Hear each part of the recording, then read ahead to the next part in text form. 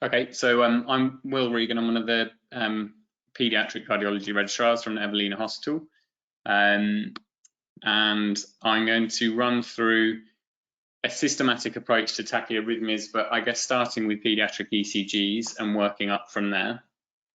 I'll try to keep it interactive if I can. I've not done it before via this medium, and I'll try and keep I think I can see the chat bar to my right, so I'll try and keep that up, and if you've got any questions, you can probably type them in. I'll see if that works. Okay, so what we'll aim to run through is some of what I think is a sort of systematic approach to ECGs. Age-related changes, what you expect or not expect to see at certain ages, normal values, some examples, and then try and apply that to managing children in narrow complex tachycardias. So I stole this article,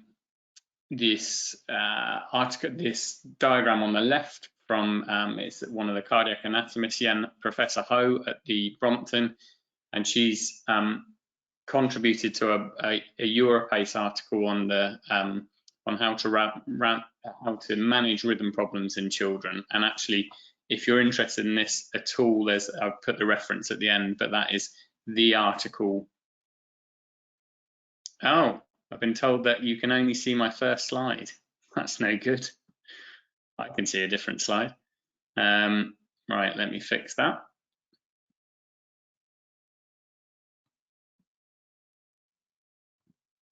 Potentially it's because I've put the PowerPoint on full screen. So let me try and get that off.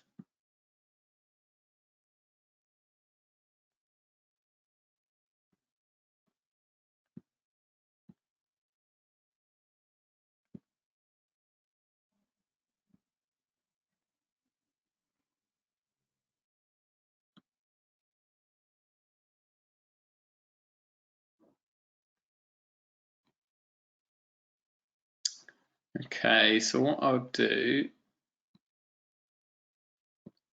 is I'll try and share my screen rather than my application.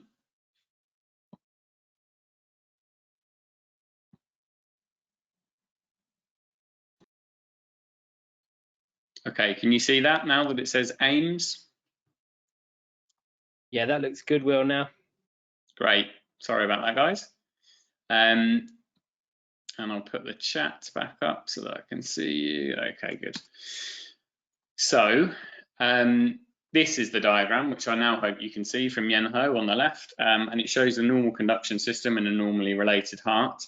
And I guess what it's important to realize when you're looking at an ECG is that you're looking at time along the x-axis, you're looking at voltage along the y-axis, but you're also looking at the axis of the depolarization and repolarization of both the atria and the ventricle.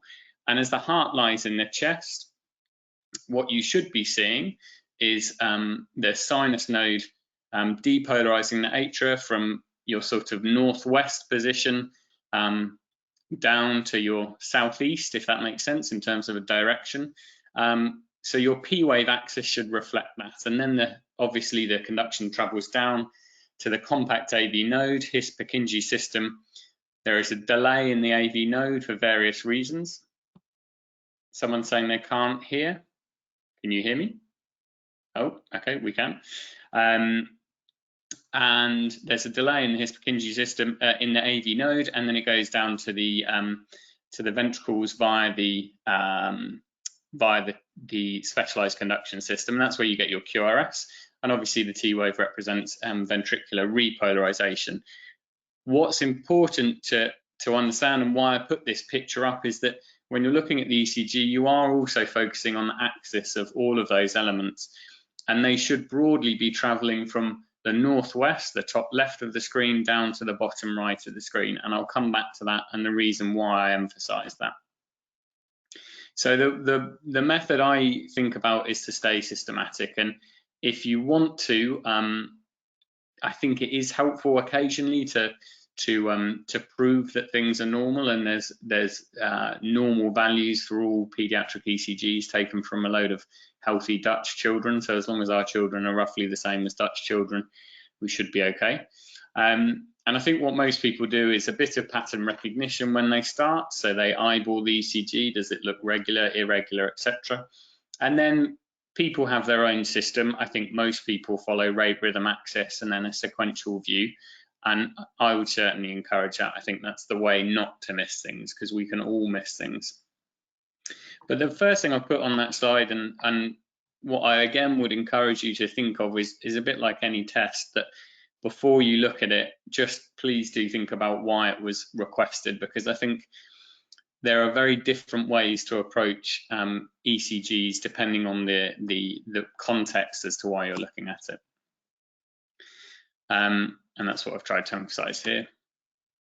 So if I were to tell you that this child was seen in the GP practice, was constipated, felt to have a slightly irregular pulse, and then was shown to be in this rhythm, would you be worried or not worried?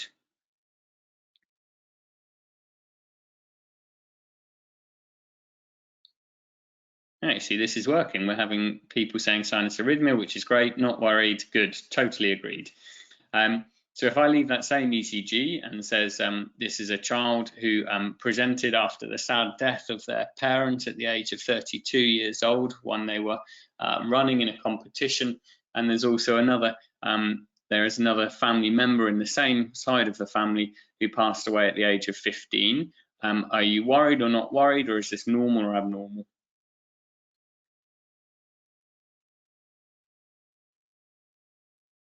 Silence.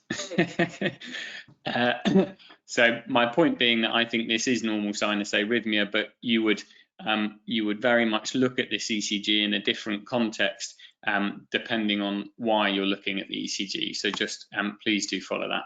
And then what I mean by the eyeball is that if anyone wants to describe this rhythm, then good luck to them. But I think even when you're looking at an ECG, as you're glancing at it, you can see, broadly speaking, whether you're worried, not worried, regular, irregular, and this is certainly a very messy ECG.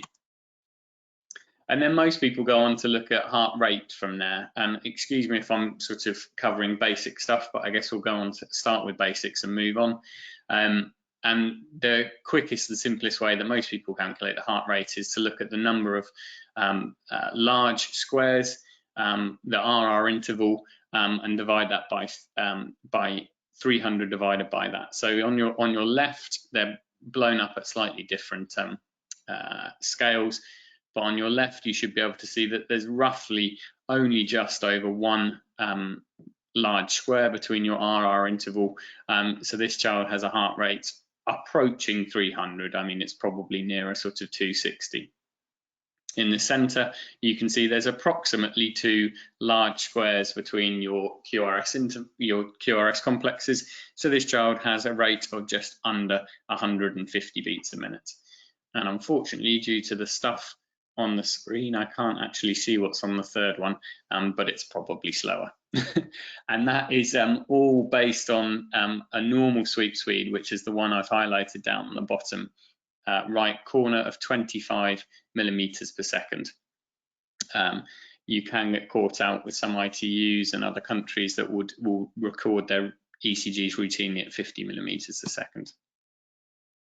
And then this is really simple stuff, but again from that same paper, is that you can then, obviously you're looking at you've looked at your heart rate, you've plotted that roughly in terms of what you're expecting per age, and you all roughly know what the normal expected values are for different age ranges.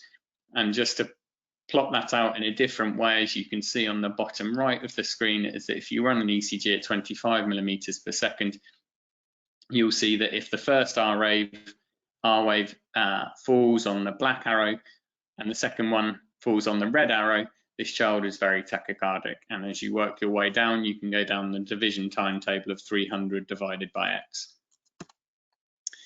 Then we come to rhythm, and I guess before I started training in cardiology, I thought the rhythm was the easy bit because you saw a P wave and you saw a QRS and you called it sinus. Unfortunately, that's not true. And the reason I emphasize that, and the reason I sort of start and talk a lot about axes on this when looking at interpreting ECGs, is that I think you do need to take all things into consideration, especially with children and especially with children with abnormal hearts.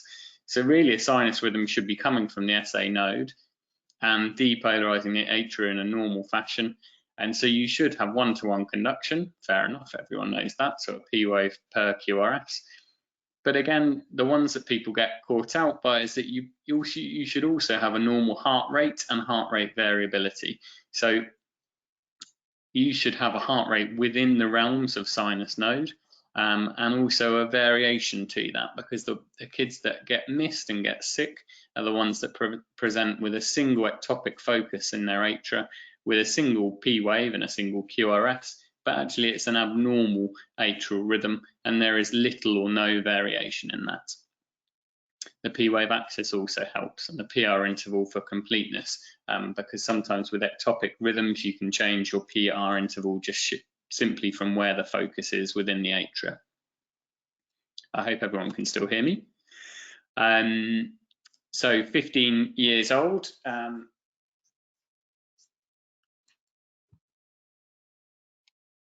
The question is it sinus?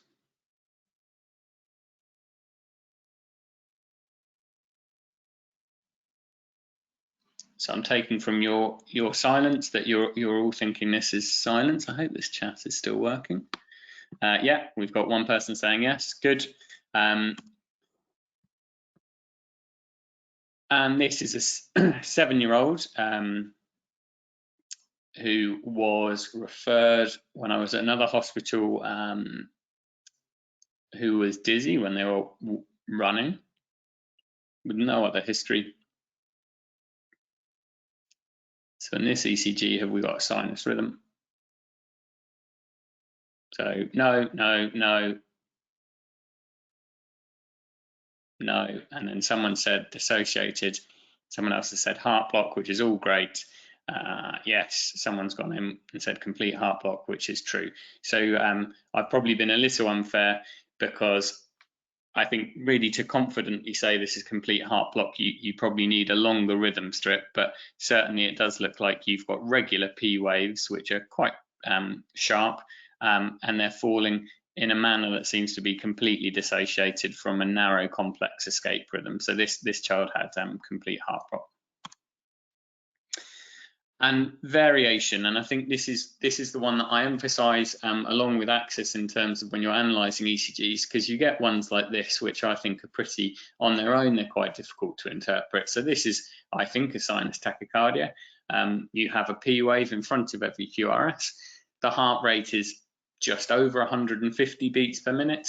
The child is probably a little bit angry as there's some artifact. So this is a real life ECG. Now on its own, I think that's sinus rhythm, and if you've got no other reason to suspect otherwise, that's fair enough. What I would emphasize is that if you are having some suspicion and saying, actually, why is this child in front of me who is calm, afebrile, no other reason, but has a heart rate stuck at 150, then please do think, is this definitely sinus? So again, just to axis, something I'll concentrate on, and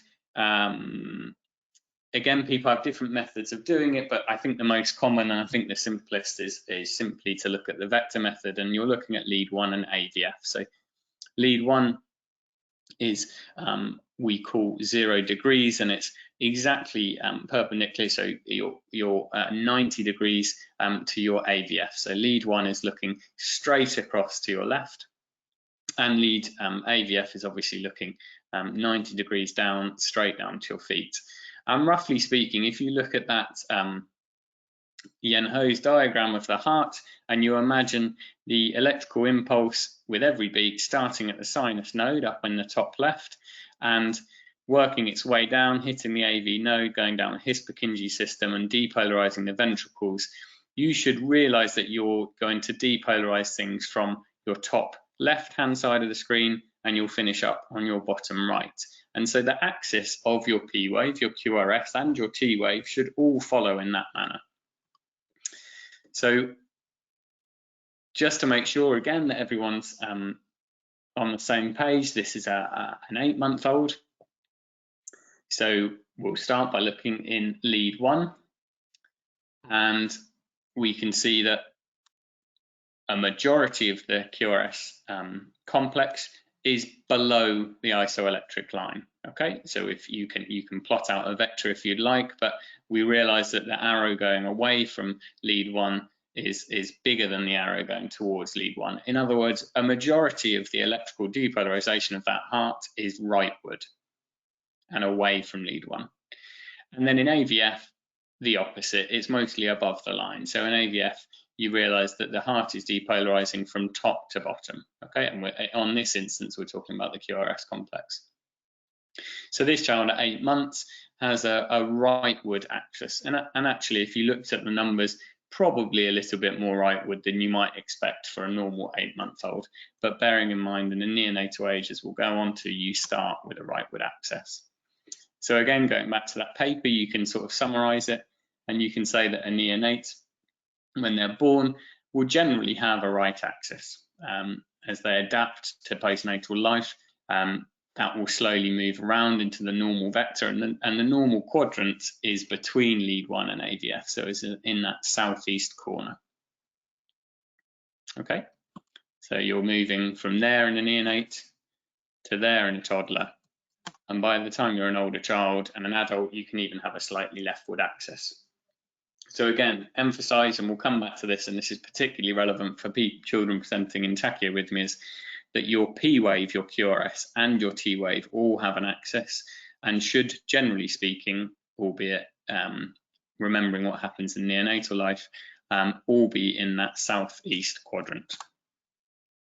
So this is not a normal ECG, and it's a child with an abnormal heart, but the purpose of this is to say, is this child in a sinus rhythm?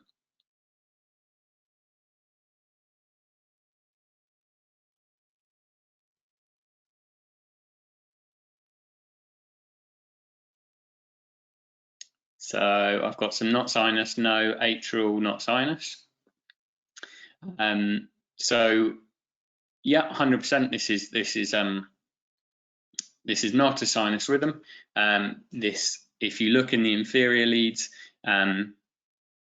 as Heather and Nicola and a few other people are saying, that your axis of your P wave is abnormal, and you can look at that and you can do sort of, I guess, pattern recognition, and you can say, look, the P waves are inverted. And what you're saying there, if you think about it, is that in lead 1, your P wave is definitely above the line. In other words, it's leftward, it's depolarizing the atria from the right towards your left, yeah. But in AVF, it's deeply negative. In other words, that the atria are being depolarized from the bottom and going upwards. So the electrical impulse is traveling away from the feet, from the AVF. So this is probably a low atrial rhythm.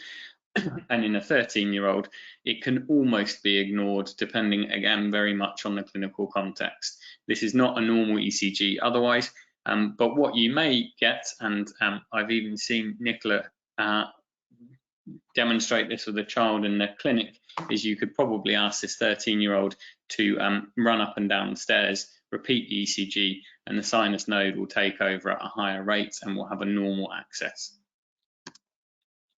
So again, just highlighting that is abnormal axis. So there you go. So your P wave should sit in that quadrant. So I'll put an example in here. This is, again, one of those tricky real life examples where you say, in this 14-year-old neonate who had an ECG for other reasons, which is a bit unfair considering I've told you to think about the history, is this a sinus rhythm? If you look at one, an AVF, I would say that's pretty difficult. But what's people's guesses in terms of the regularity, the rate, and if you look at the P waves in the chest leads. So actually, I thought this child, in hindsight, this probably is in a sinus rhythm at this point. Has regular P waves, especially seen in the chest leads. In leads 1 and AVF, it's actually pretty difficult to call. In lead 3 and lead 2, you get the impression there's a small bump along the line. But anyway, that's the baseline ECG. And the child has a rate change, which was noticed on the NICU. And it's a pretty subtle rate change. If you flick from one to the other, hopefully this works. So the heart rate here, just eyeballing it, is I would say probably about 140 beats a minute. And here, maybe 160, 170, not much faster. But it is a sudden change. And what do people think about in terms of, can they see any difference in terms of P waves or comments on the rhythm?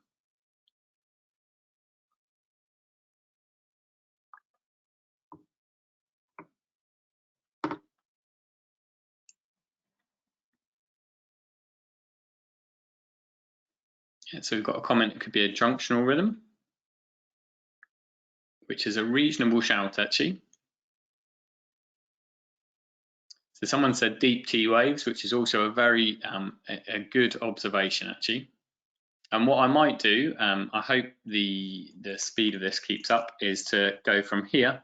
And if you look at the inferior leads, lead 2, 3, and AVF, look at those T waves, which are, even for a neonate, fairly flat, but they're all, you can just about make out a T wave, and you could, if you want, compare it to the chest leads. But if you look at the inferior lead T waves and you look here, you realize that in tachycardia there is actually a superimposed P wave, which is quite deeply negative in the inferior leads. So can anyone see my pointer moving?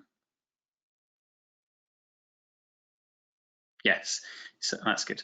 So here is a P wave that is following in a one-to-one fashion from the preceding QRS. So this is, if you want to be technical, this is a short R to P tachycardia. So even though it's quite a subtle rate change, there is a definite P wave following the QRS, and it is definitely negative in the inferior leads. So this is abnormal and this is not sinus. The child was probably relatively okay at this point, given they got a nice 12-lead ECG and the rate change was not spectacular.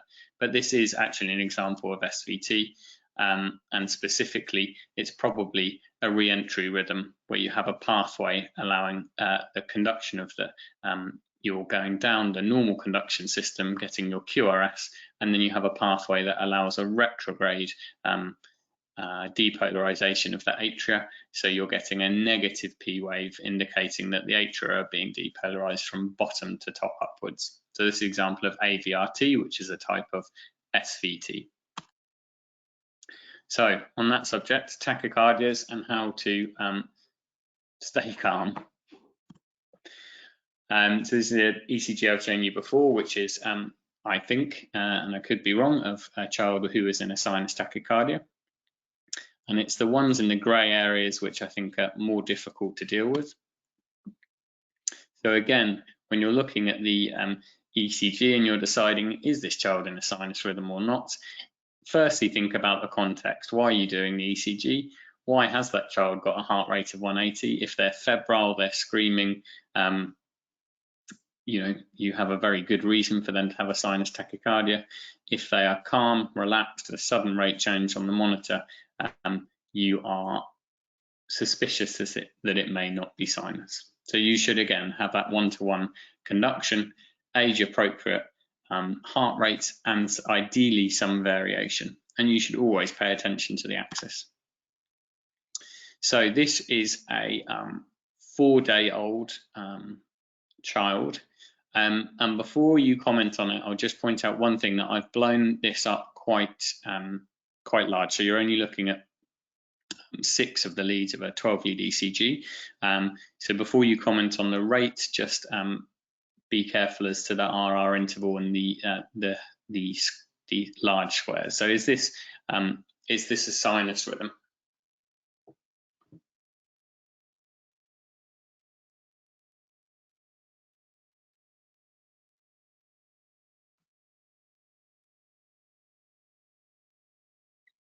So replies starting to come through. No, no, no, no, too fast. And that is the a great answer, because this heart rate is pretty close to 300 beats a minute. There is no way this is sinus. If you look carefully in lead 1, and I've blown this up here, and this is actually recorded at 50 millimeters a second. I don't know why, but you actually have a P wave which is hidden. This is actually an interesting one. It's a form of long RP tachycardia, but the P wave is probably in here. You definitely have a exaggerated and different part of the T wave, which looks like a P wave hidden there. So in fact, you have a tachycardia with a 1-to-1 relationship of your atria and your ventricle, but it's narrow and it's rapid. So you would treat this as an SVT. So they continue in this rhythm, and let's say you're in the neonatal unit, and I would encourage nothing more than NLS or APLS. So let's say you've tried them in ICE or some similar vagal maneuvers in an older child, but they continue in this tachycardia. What do you do next?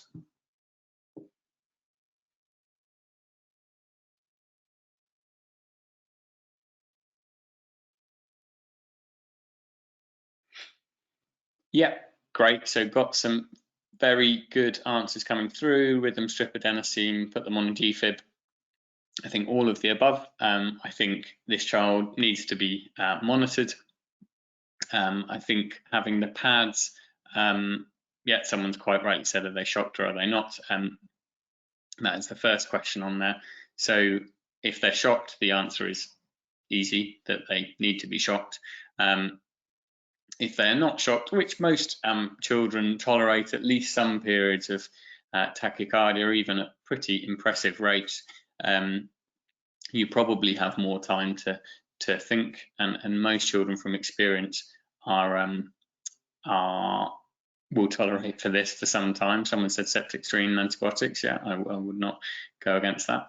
So let's say they're stable, they're in this rhythm, so you're giving adenosine, and someone suggested quite rightly they should be at least on a monitor or at least have the pads around, and you give adenosine and you get this response.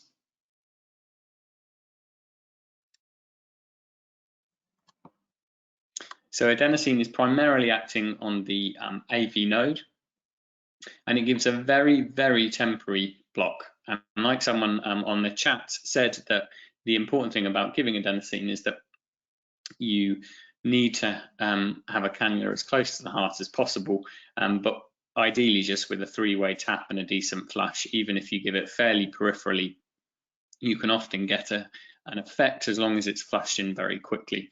And it will give you a very, very rapid effect on the AV node primarily.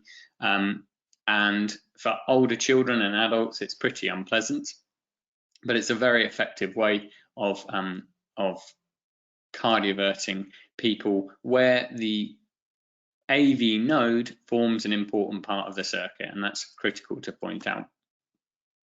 I've just put this in here because the studies from children show that it is quite safe, but I would highlight that it does need to be done with the appropriate people around and the resuscitation trolley at least nearby, if not with the pads on.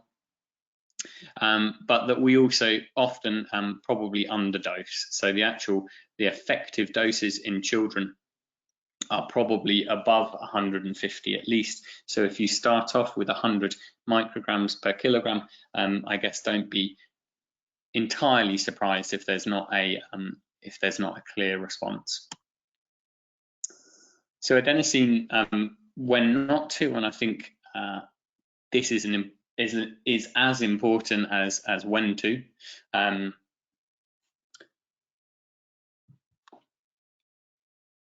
Someone said yes, must be synced. Yeah, yeah. If you're considering cardioverting someone, the defib should always be synced. So adenosine, when not to, someone said shock, and there's actually some contraindications or some relative contraindications even in a child who is in front of you, sitting up, talking, and hemodynamically relatively stable. And I put up one of them here. Yeah, so we've got someone who's come in and said bronchospasm. Abdullah has said no involvement of the AV node, which is interesting. It's not a contraindication, but it's we'll come back to that. Bronchospasm. So in adults, what's interesting is I can't really find any literature in children, but it probably is a contraindication if you have a child who is got severe asthma, who's needed ICU, etc. in the past. Adenosine can cause bronchospasm, so probably should be avoided. There's also case reports of people being cardioverted by adenosine after coming in with severe asthma, been nebulized into an SVT, and then adenosine out of it. So I'm not sure how much of a strict contraindication, but yeah, you should definitely be careful. So this rhythm, and it's just a strip in front of you, is just a reminder that if you're faced with a very irregular rhythm, which you think may be pre-excited atrial fibrillation, especially if you've got irregularity and broad and narrow complexes. So a child, for example, with known Wolff-Parkinson-White, actually presenting in an irregular rhythm, and that's the highlight, is irregular, is an absolute contraindication. The worry with adenosine is that you can block the AV node and allow a rapid atrial tachycardia, such as AF, to actually mostly conduct down the pathway antegrade, and you'll convert AF into VF.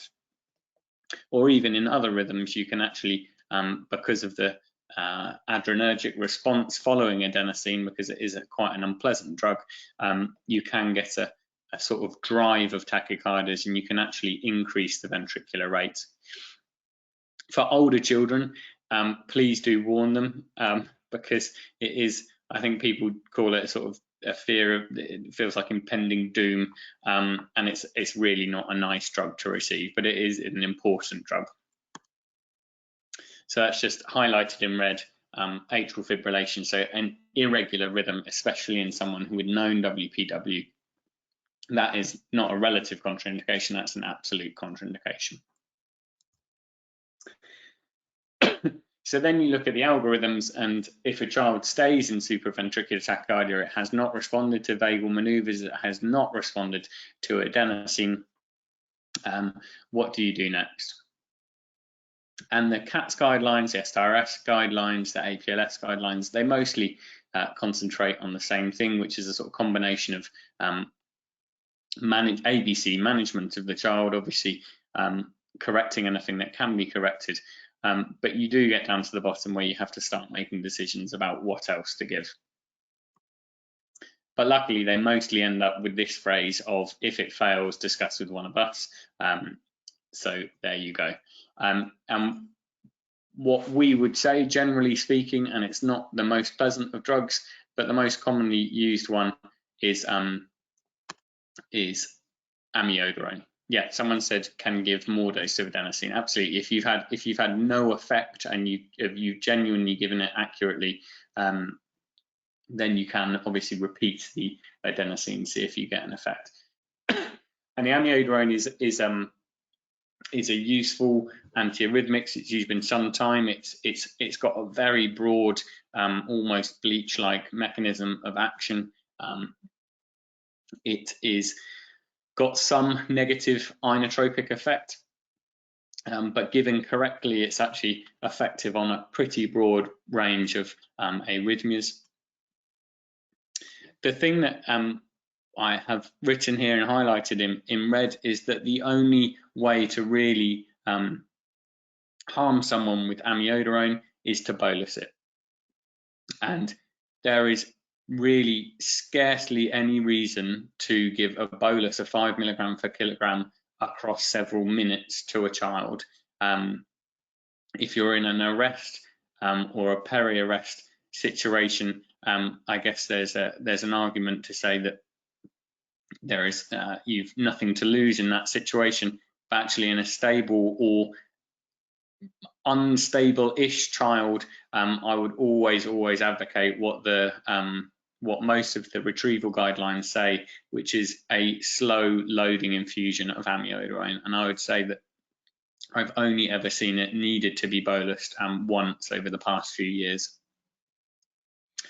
And that is based on some evidence. Believe it or not, in children, we're usually lacking evidence, but actually probably the effect of amiodarone is to give it across roughly a 4-hour period.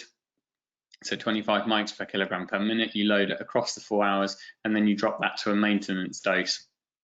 And you will probably achieve at least some rate control, if not hopefully convert them to a sinus rhythm. Now, we'll go to the next bit, which is for anyone who's still dialed in. It looks like there's a few still dialed in, which is good, is to define the mechanism. And that is important, not just for the people that want to go to the EP lab, which I don't know if anyone's stepped in one, but I remember the first time I went, it looked a little bit like people were looking at the matrix and just making stuff up. It may or may not be true to some extent, but it is what it is. And what is helpful for managing some of these SVTs is to actually define them a little bit further.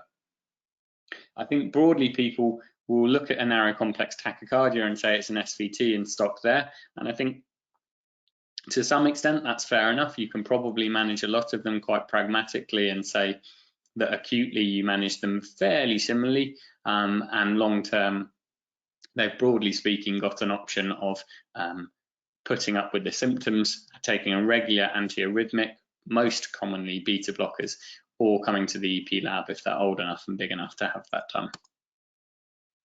But the mechanism does help, and I think in some situations it is important to know, and it's interesting to know, I hope. So things can change depending on age, depending on presentation, depending on the ECG, especially the relationship of the QRS to the P wave and the response to adenosine. And there's a few things you should look for on the baseline ECG, and most importantly, probably in a child presenting in SVT, is to look for evidence of pre-excitation or a delta wave. Because if they have Wolff-Parkinson-White, actually there's a variety of rhythm problems they can have, but they most likely have a re-entry tachycardia involving that accessory pathway. So here's a slide just stealing Yenho's diagram again. And if you include, if you think about the atria and SVTs and how they actually work, they either involve the atria, they originate entirely in the atria and they only involve the AV node to conduct to the ventricles, or most typically they're a sort of re-entry tachycardia where they're doing a loop-the-loop and involving both the atria and the ventricle. So on the left we have a diagram of atrial flutter. Your typical atrial flutter is around the tricuspid valve annulus, and it's dependent on a bit of slow area of conduction between the annulus and the IVC, and that allows a re-entrant loop-the-loop tachycardia to form in the right atria, and that generally will go along at around 300 beats a minute in the atria. And what the AV node will do is usually conduct around 1 out of every 2 of those beats down to the ventricle. So you often have children or neonates presenting in an atrial flutter at or around 150 beats per minute, and that's the ventricular rate. The atrial rate is probably nearer 300. On the top right-hand side of the screen, you've got another form of atrial tachycardia, which is an ectopic tachycardia. And That is, somewhere within one of the atria, you have an automatic focus that is not the sinus node, but is trying to be the sinus node, and is firing inappropriately fast for sometimes sustained periods. These are really important because these are the ones that get missed, because they have a P wave preceding every QRS. But the child, most importantly, even if you ignored the axis of the P wave and the morphology and so on, the child might have incipient symptoms of heart failure, and they'll also have an inappropriate tachycardia. Then you've got the two most common forms, which is AVRT and AVNRT. AVRT slightly more common in neonates and includes Wolff-Parkinson-White, and what it relies on is an accessory pathway which provides a bridge of electrical tissue between the atria and the ventricles, because this line here across the AV valves, across the tricuspid and the mitral valve, should provide complete insulation from top to bottom. The only way you should be able to conduct in the heart is via your AV node, whereas an accessory pathway skips that out. So you have an ability to conduct from the ventricle back to the atria, back down the His-Purkinje system, and go round in a loop-the-loop.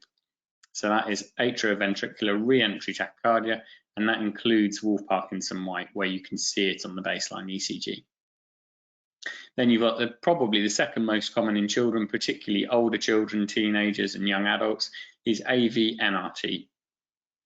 And that is essentially a small tachycardia based around the AV node and the surrounding right atrial tissue, where again you have two abilities of the AV node in terms of a fast and a slow pathway, and it allows the setup of a little re-entry tachycardia. And that presents with very typical symptoms of sudden onset palpitations, especially in older children.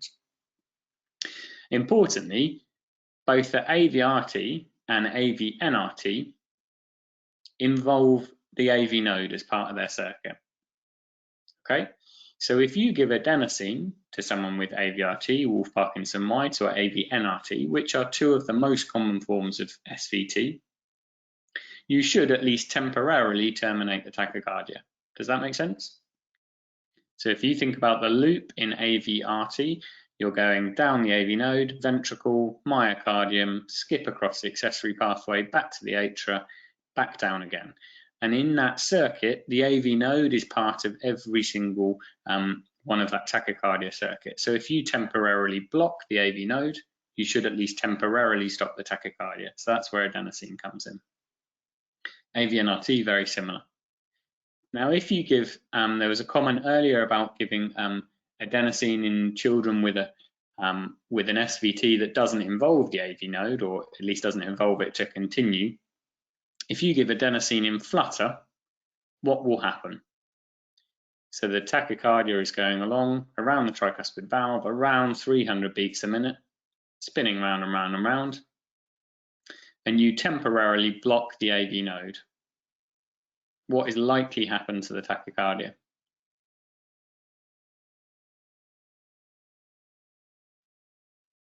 I think there's a little bit of a delay in the chat, but some stuff coming through. Continues but doesn't pass to the ventricles. Excellent. Abdullah says unmask it. Yeah, so that's great. So what will happen is that the tachycardia will continue, so the atrial rate will continue, and you'll unmask those typical flutter waves. Someone's written sawtooth flutter waves. So that will continue here. You'll block the AV node, so none of it will go to the ventricles temporarily, and you'll then restart the tachycardia. Well, you'll continue the tachycardia, but you'll restart the conduction to the ventricles once the adenosine wears off. And very similar for the atrial-ectopic tachycardia.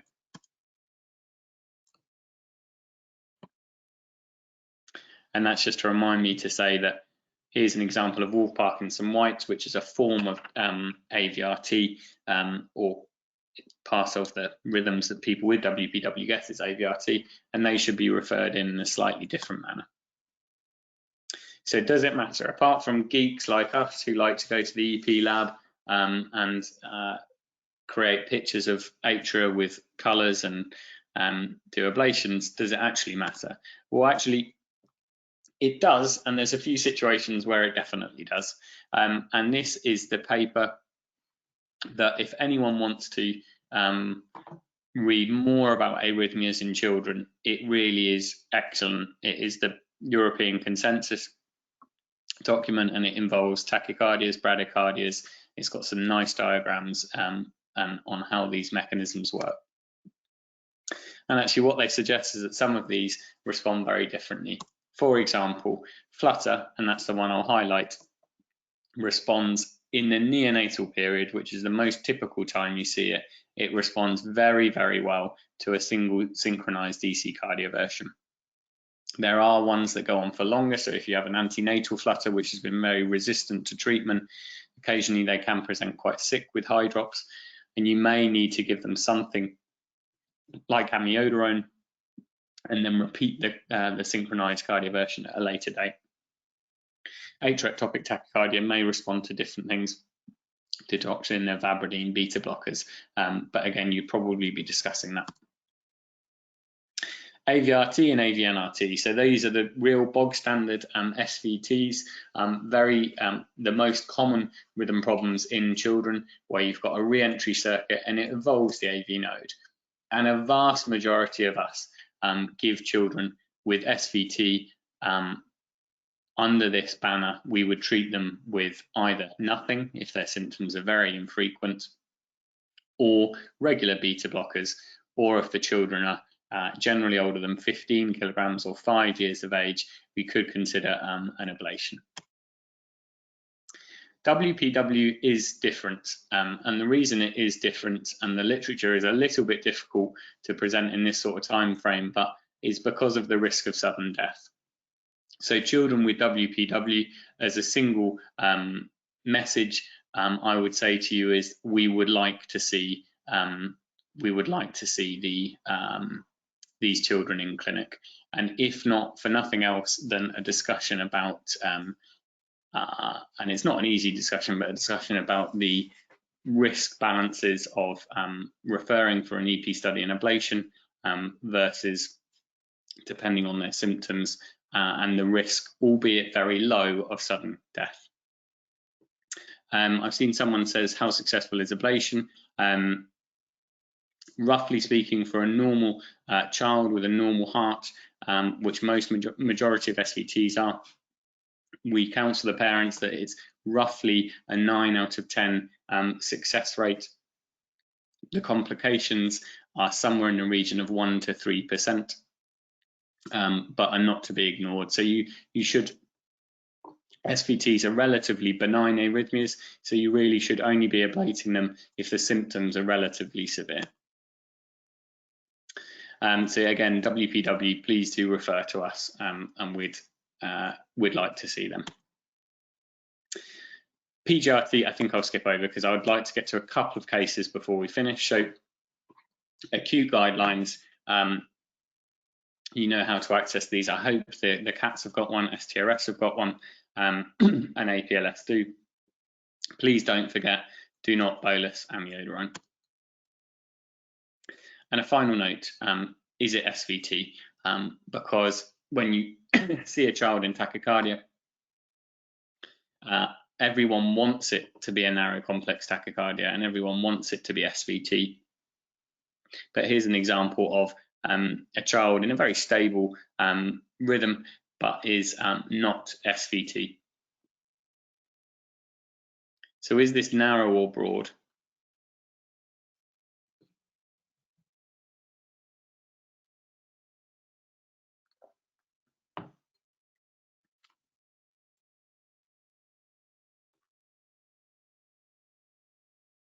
Broad, broad, broad, broad. Okay, those have come through very quickly. So this is a child in vesicular VT, or normal heart VT, which responds very, very well to verapamil, and again is one of the only things we treat very, very differently, because if it's diagnosed effectively, actually responds very well to calcium channel blockers, which is quite different to other forms of tachycardia. This is a nice one of from Eric, just to remind me to say that actually, if you have a child in a stable broad complex tachycardia, and if you flipped a coin, it is likely that you have a child with SVT with rate-related changes in their bundle branches, such that they have a broad complex tachycardia. It could be VT, and this is a child where, even from a rhythm strip, but it's very nice, is that actually in hindsight what you can see is the child's in a VT with a broad complex QRS, and actually he's highlighted these 3 beats which show retrograde P waves. So it's a VT which is conducting 1-to-1 back to the atria, and then you give the adenosine and you get a dissociation, but the tachycardia continues. So this was proof that it was VT. And actually, again, just to remind me to say that if there is doubt and if the child is stable and if it is regular, not irregular, if it's regular, it's actually reasonable to give adenosine to children with broad complex tachycardias. There's some references from, I will skip over this because actually there's a couple of examples. Have I got until, I've got 6 more minutes, is that right? You guys still with me? You're not gone for your dinner? Okay. So this is a child with an abnormal heart who is in this rhythm initially.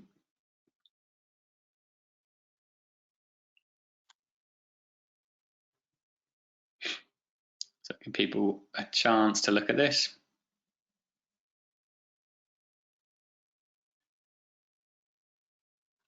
So I'll start talking through it for time's sake. So it's an irregular rhythm. It's not quite regular. The rate is probably around 150 beats a minute if you average it out at a guess. Is it sinus? Well, there appears to be suspicion at least of a P wave preceding each QRS. But if you look at the bottom rhythm strip, which is quite a nice one to concentrate on in these sorts of rhythms, actually you do seem to get a slight change in your P wave morphology and your PR interval. For example, this beat here. So this is probably an atrial ectopic. And again here, so this QRS complex is brought forward by an early atrial depolarization. And actually on its own merit, atrial ectopics in neonates are incredibly common and mostly very benign. But of course, I'm going to show you one that's more interesting than that. So here, the rate is slower. In fact, it's quite a lot slower.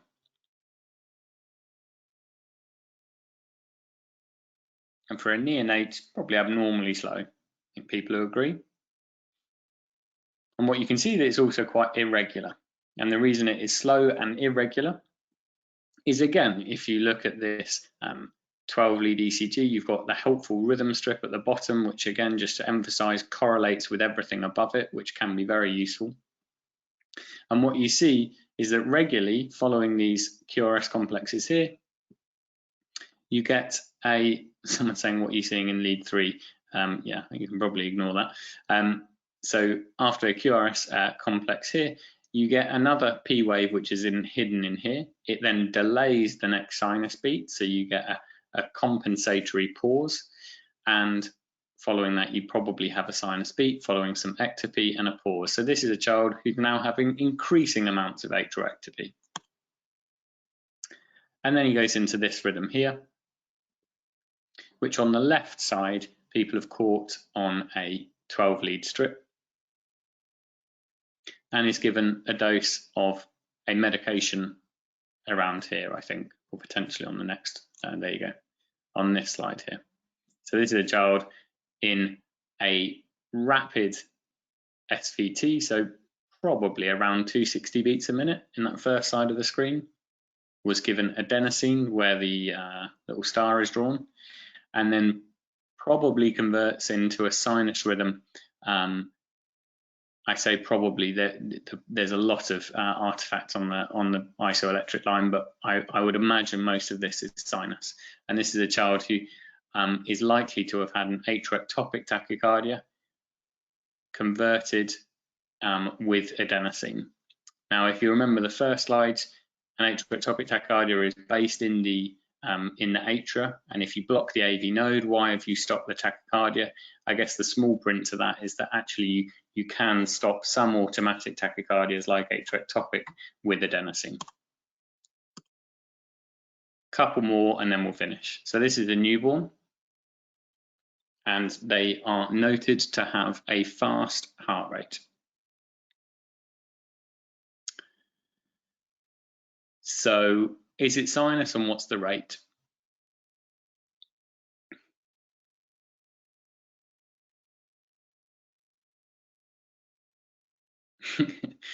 Good, flutter, flutter, flutter. Lots of calls for flutter. This is quite a nice one. The rate is around 150 beats a minute, probably a bit faster, actually, it's probably near 180. And you can see, even without the adenosine, that there are probably flutter waves. This is not a normal P wave morphology, and actually it's probably a typical flutter looking at the inferior leads. And to prove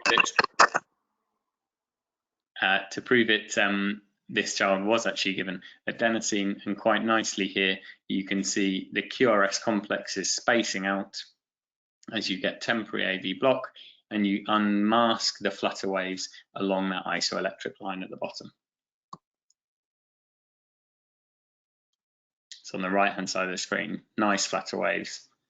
Someone said 3 to 1. It may or may not be 3 to 1. I guess you've given adenosine, so you've temporarily got some block, but the when it restarts, it's probably conducting at a 2 to 1 rate. That one we've done before is vesicular VT, and this is a nice one to finish on. I hope people have enjoyed it, and I hope people will now enjoy this ECG as much as I do. So this is a child who's 5 years of age.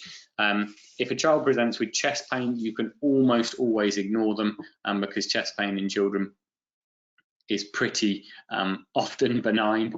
But this one was actually presenting with chest pain in the context of noticing his heart racing a bit. So probably shouldn't be ignored. And what do you see on this ECG, which I think is great?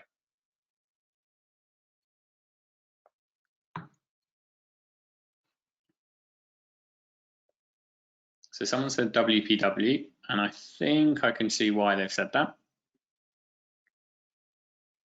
But I'm going to allow more answers to come through. So I'll just point out one thing, which is that if you look at the first 2 beats and you look at your P wave axis, you have one up here. It's done in a rhythm strip, so it's a little bit different, but you have lead 1 up here, and you've definitely got a positive P wave. Yeah, everyone see that? First 2 beats, positive P wave.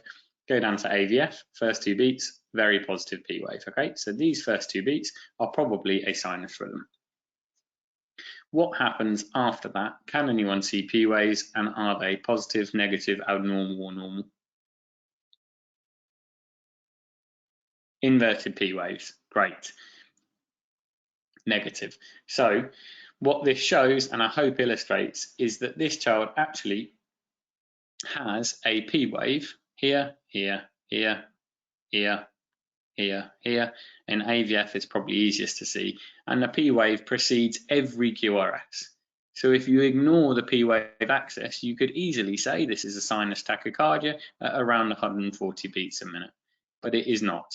This is a child who goes from a sinus rhythm in the first 2 beats into an interesting form of tachycardia called PJRT, which is a slowly conducting pathway with a negative P wave.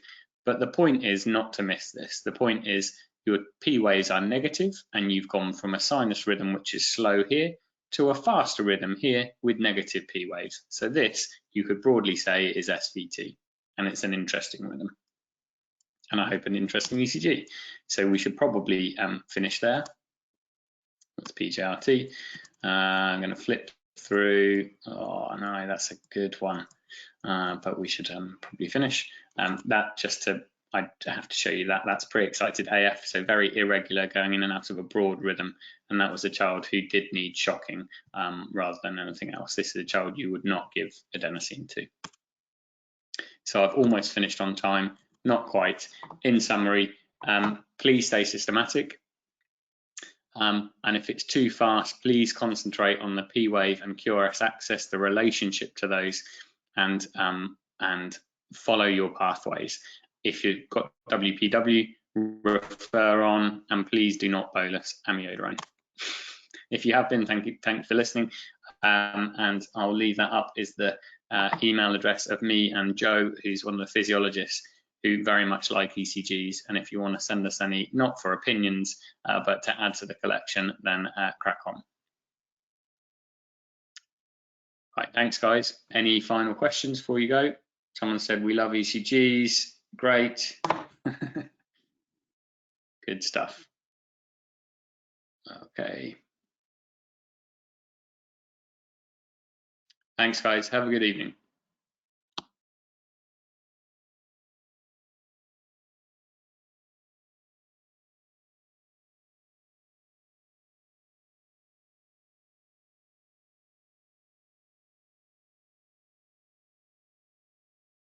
This conference will now be recorded.